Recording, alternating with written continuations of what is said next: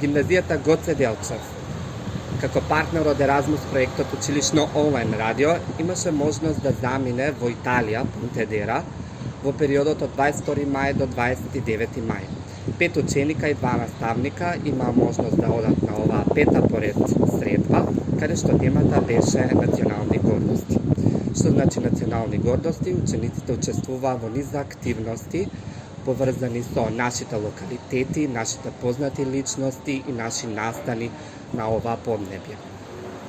Покрај низата активности што ги има во радија, посетивме радио во Понтедера, Радио Пунто, имавме можности да посетиме значајни места за оваа област Тоскана.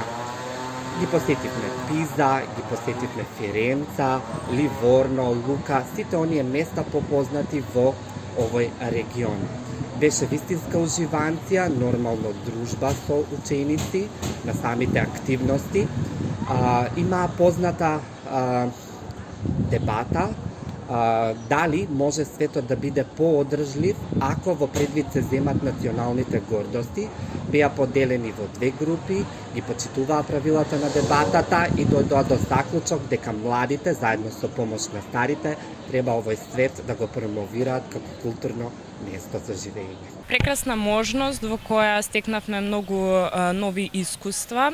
Имавме можност да посетиме локално радио во кое секоја земја ги имаше за задача да издвои две познати личности. Ние ги издвоивме нашата единствена музичка звезда Тоше Проевски и исто така фудбалскиот мајстор Горан Пантнев.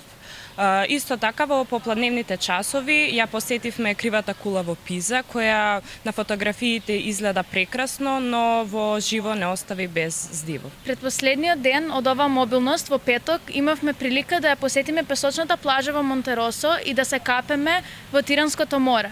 Најголемиот дел од денот го поминавме таму на плажа и потоа кога се вративме имавме доволно време во нашите семејства да се подготвиме за свечената вечера на која ни беа прикажани традиционални јадења, исто така ни беа поделени сертификатите за оваа мобилност. На четвртиот ден од нашата мобилност имавме можност да ги презентираме нашите национални гордости, како што се Тоше Проевски, Галичката свадба и Охридското езеро.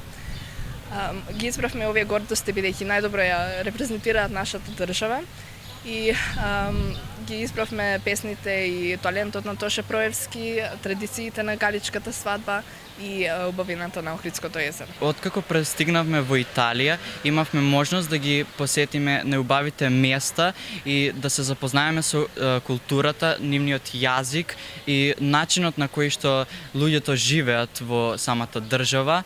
Бевме сместени кај деца, бевме пречекани гостопримливо и на домаќински начин. Од се најголем впечаток ми остана јадењето, посебно појадокот кој што секојаш започнува со утринско кафе и со нешто сладко. На третиот ден од мобилноста ја посетивме изложбата на познатиот поп-арт уметник Енди Ворхол и тогаш одблиску се запознавме со неговите дела и со неговата работа.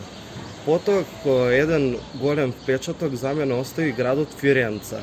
Градот Фиренца е зачеток на Ренесансата и таму видовме таму архитектурата беше на многу големо ниво и беше прекрасно и времето беше како застанато.